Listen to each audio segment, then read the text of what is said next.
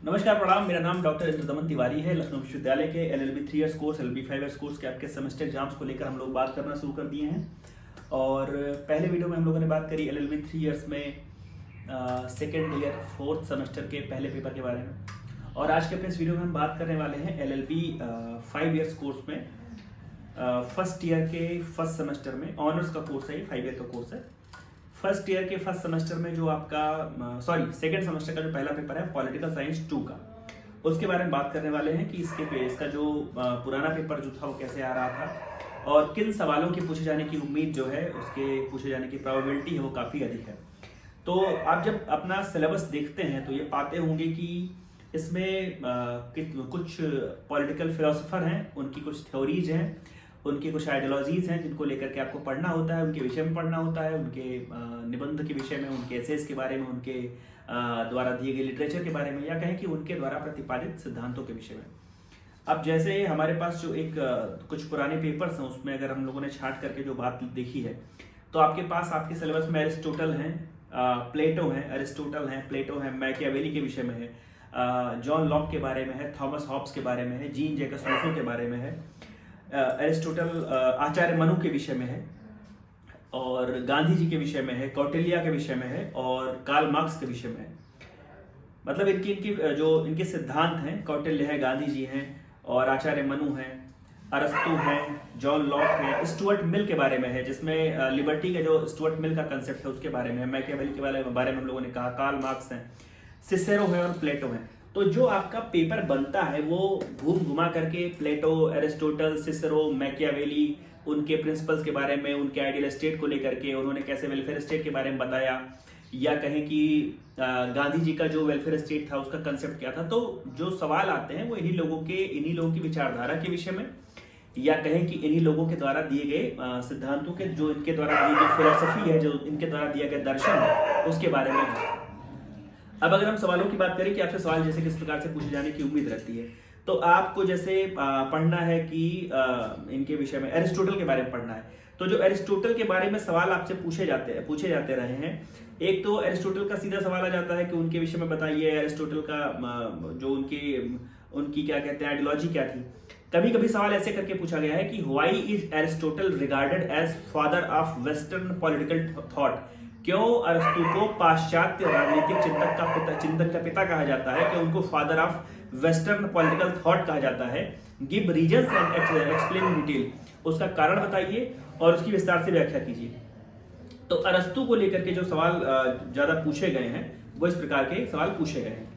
अरस्तु के बाद हम आगे बढ़ते हैं तो प्लेटो को लेकर के जो सवाल पूछे गए हैं। तो प्लेटो के सवाल, एक तो प्लेटो का जो कंसेप्ट है आइडियल स्टेट का, कि प्लेटो का जो आदर्श राज्य है उसकी व्याख्या कीजिए। इसको रोक दूं।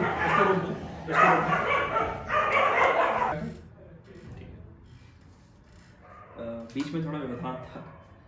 तो हम लोग बात कर रहे थे कि एरिस्टोटल और प्लेटो को लेकर के जो सवाल आते हैं वो कैसे आते हैं। तो एक तो हम लोगों ने बात करी कि प्लेटो का जो सवाल आता है वो ज्यादातर कंसेप्ट ऑफ आइडियल स्टेट को लेकर के आता है, प्लेटो के आदर्श राज्य की अवधारणा को लेकर के आता है। एरिस्टोटल का एक सवाल हम लोगों ने शुरुआत में कहा कि उनको क्यों father of western political thought कहा जाता है, और उसके रीजंस के बारे में और उनको डिटेल में लिखने के लिए आता है। कभी कभी अरस्तु या एरिस्टोटल के बारे में जो सवाल है वो इस प्रकार से पूछा गया है कि right about views of Aristotle of the classification of constitutions and citizenship. अरस्तु के जो संविधानों का वर्गीकरण उन्होंने किस प्रकार किया है और नागरिकता संबंधी विचारों के बारे में उनकी क्या राय है, उन्होंने क्या विषय उसके विषय में कहा है। तो उसको तो आप जब प्लेटो को पढ़िए तो प्लेटो का आइडियल स्टेट जरूर पढ़ लीजिएगा। अरस्तु के विषय में पढ़िएगा कि किन कारणों की वजह से, उनकी किस भूमिका की वजह से, उनके किस योगदान की वजह से उन्हें father of western political thought कहा जाता है। और साथ ही साथ उनका जो कॉन्स्टिट्यूशंस का क्लासिफिकेशन है, सिटीजनशिप का जो उनका क्लासिफिकेशन है वो किस प्रकार से, उसको देख लीजिएगा। जॉन लॉक को पढ़ लीजिएगा। जॉन लॉक के बारे में देख लीजिएगा कि उनकी जो सोशल कॉन्ट्रैक्ट की थ्योरी है, जो सामाजिक संविदा का सिद्धांत है जॉन लॉक का, वो क्या है और वो जो उसका सिग्निफिकेंस है वो क्या है। Discuss social contract of John Locke and also tell about its significance. John Locke के बारे में ये चीज आप पढ़ करके जाइएगा। मैकियावेली के आइडियाज को लेकर के कभी कभी बिल्कुल सिंपल सवाल पूछा गया है कि describe main political ideas of Machiavelli as thinker. Machiavelli का जो मुख्य कहें सिद्धांत क्या है। एक बार और सवाल पूछा गया है, analyse contribution of Machiavelli to political thought. तो मैकियावेली का राजनीतिक जो चिंतन है उसको क्या देन है, उसकी मैकियावेली की क्या देन है, उसका विश्लेषण करने के लिए आपसे पूछा गया है। कार्ल मार्क्स के क्या विचार है स्टेट एंड लॉ पे, कार्ल मार्क्स ने क्या कहा स्टेट एंड लॉ पे, और इसके साथ साथ आप मतलब जब आप पढ़िए कार्ल मार्क्स के बारे में तो उनके जो मेन प्रिंसिपल्स हैं, उनकी जो पॉलिटिकल फिलोसफी के मेन प्रिंसिपल्स हैं, जो उन्होंने अपना कहें तो हिंदी में कहें तो राजनीतिक दर्शन के जो प्रमुख सिद्धांत हैं, जहां पर उन्होंने स्टेट और लॉ के जो संबंध है उसके विषय में कहा है, लेबर क्लास के विषय में कहा है, उसको भी आप पढ़ करके आइएगा। मैकियावेली की बात हम लोगों ने कर ली। जेएस मिल को लेकर के, जॉन स्टुअर्ट मिल का जो कंसेप्ट है लिबर्टी का, जो उनका स्वतंत्रता की जो उनकी अवधारणा है, वो आप देख लीजिएगा कि स्वतंत्रता की अवधारणा के विषय में जॉन स्टुअर्ट मिल ने क्या कहा है। रूसो का कहें तो रूसो की सोशल कॉन्ट्रैक्ट की थ्योरी है, जनरल विल की थ्योरी है, सोशल जीन जैकस रूसो की, सॉरी। तो वहां पर आप पढ़िएगा कि जे रूसो की जो पॉलिटिकल थॉट को लेकर के, जो राजनीतिक चिंतन को लेकर के उनका योगदान है वो क्या है। कभी कभी सवाल इस प्रकार से पूछा जाता रहा है कि throw light upon the contribution of Jean Jacques Rousseau to political thought. उनका जो राजनीतिक चिंतन को लेकर के जीन जैकस रूसो की जो देन है, उनका जो योगदान है, उस पर प्रकाश डालिए। गांधी जी के आइडियल स्टेट को लेकर के खूब सवाल पूछा गया है। तो गांधी जी का जो आइडियल स्टेट का सिद्धांत है उसको कायदे से पढ़िएगा कि गांधी जी के आदर्श राज्य पर क्या विचार है, और इसकी विस्तार से आपको व्याख्या करने के लिए पूछा जा सकता है सवाल आपसे। या कहें कि गांधी जी का जो आइडियल स्टेट का सिद्धांत है और गांधी जी का जो वेलफेयर स्टेट, आइडियल स्टेट या राम राज्य का सिद्धांत है, उसको अगर वर्तमान से तुलना करके देखें, वर्तमान के राम राज्य से तुलना करके देखें, जो आपकी वर्तमान सरकार है, जो हमारी वर्तमान सरकार है, उसका जो एक आइडिया है राम राज्य का, उसमें क्या अंतर है कहें, या क्या ऐसे बिंदु है जो गांधी जी वाले राम राज्य को ये प्राप्त कर सकें। तो गांधी जी को लेकर के यहाँ सवाल आते हैं। कौटिल्य का जो सप्तांग सिद्धांत है, जो 7 ऑर्गन्स थ्योरी है, वो आपके लिए बहुत जरूरी है। और यहीं पर आपके लिए मनु की जो थ्योरी है, थ्योरी ऑफ डिवाइन किंग करके उनकी थ्योरी है, तो वो आप जरूर देखिएगा। जैसे कौटिल्य को लेकर के सवाल इस प्रकार से पूछा गया है कि discuss Kautilya duties of a king regarding state and it's subjects. राज्य एवं प्रजा के संबंध में राजा के क्या कर्तव्य हैं, कौटिल्य ने क्या बताया है, उसका वर्णन करने के लिए आपसे सवाल पूछा जाता रहा है।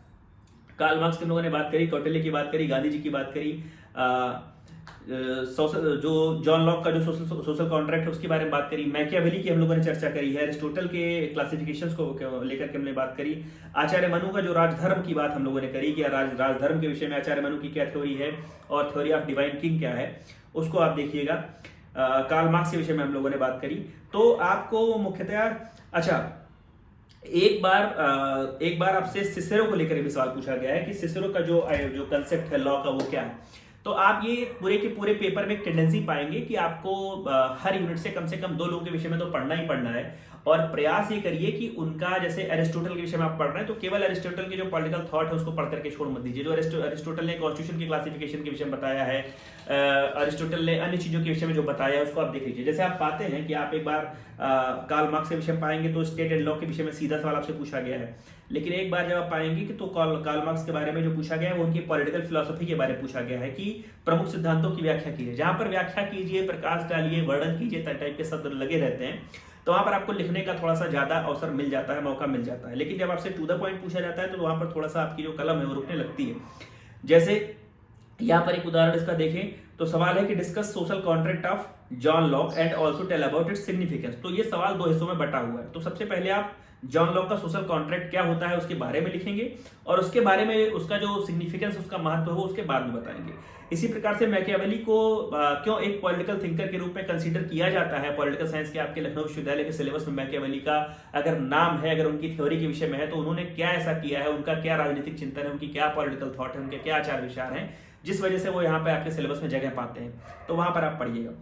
और एरिस्टोटल के बारे में, हाँ, किसी को अगर, जैसे हम लोगों ने एरिस्टोटल के विषय में कहा कि उनको कहा जाता है father of western political thought, तो इसी प्रकार से अगर सिसेरो की कोई टाइटल है, अगर मैकियावेली की कोई उपाधि है, अगर हॉब्स की कोई उपाधि है, अगर जॉन लॉक की कोई उपाधि है, या रूसो की कोई उपाधि है, तो उस प्रकार से उनकी उपाधियों को भी पढ़ लीजिएगा। तो कई बार क्या होता है कि आपसे सीधे ए भी करके मान लीजिए सवाल आपसे पूछा गया, तो उसमें आपको ए में पूछा गया कि father of western political thought, और बी में आपसे पूछ लिया गया प्लेटो। तो आप अब father of western political thought हो सकता है पूरा का पूरा एरिस्टोटल के बारे में तो पढ़ करके आए हो, लेकिन आप उनकी जो उपाधि है वो पढ़ करके ना आए हो, तो ऐसे में थोड़ी सी समस्या होने लगती है। तो प्रयास करिएगा कि जब भी पढ़िए तो उनकी थ्योरी के विषय में पढ़िए। उन्होंने अच्छा कोई लिटरेचर लिखा है, उनकी कोई फेमस बुक है, उनका कोई फेमस नॉवल है, या कहें सॉरी नॉवल क्या सब लिटरेचर ही से सूट करेगा। तो अगर उनका कोई ऐसा लिटरेचर है जो पॉलिटिकल साइंस पर आधारित है, जो पॉलिटिकल साइंस के लोगों को पढ़ना होता है, तो वो सब आप पढ़ लीजिएगा। तो ये आपका पॉलिटिकल साइंस का पेपर है। जो इंपॉर्टेंट सवाल मुझे लगते हैं कि कहाँ से बनते हैं, वो पिछले वर्षों में जो पूछे जाने की एक जो अवधारणा रही है उसको लेकर के मैं आपके समक्ष उपस्थित था। आपका जो भी अगला पेपर होगा उसके वीडियो को लेकर के मैं आपके समक्ष जल्दी उपस्थित हो जाऊंगा। आपके सुझाव की, आपके शिकायत की, आपकी समीक्षा की मुझे लगातार आवश्यकता रहती है। यदि आप ये वीडियो पहली बार देख रहे हैं तो मेरा निवेदन है कि अपने साथ के लोगों में भी इसका प्रचार प्रसार करें और लोगों की सहायता भी करें और मेरी भी सहायता करें। ढेर सारी शुभकामनाएं आप सभी को। जुड़े रहिए मेरे साथ। धन्यवाद। प्रणाम।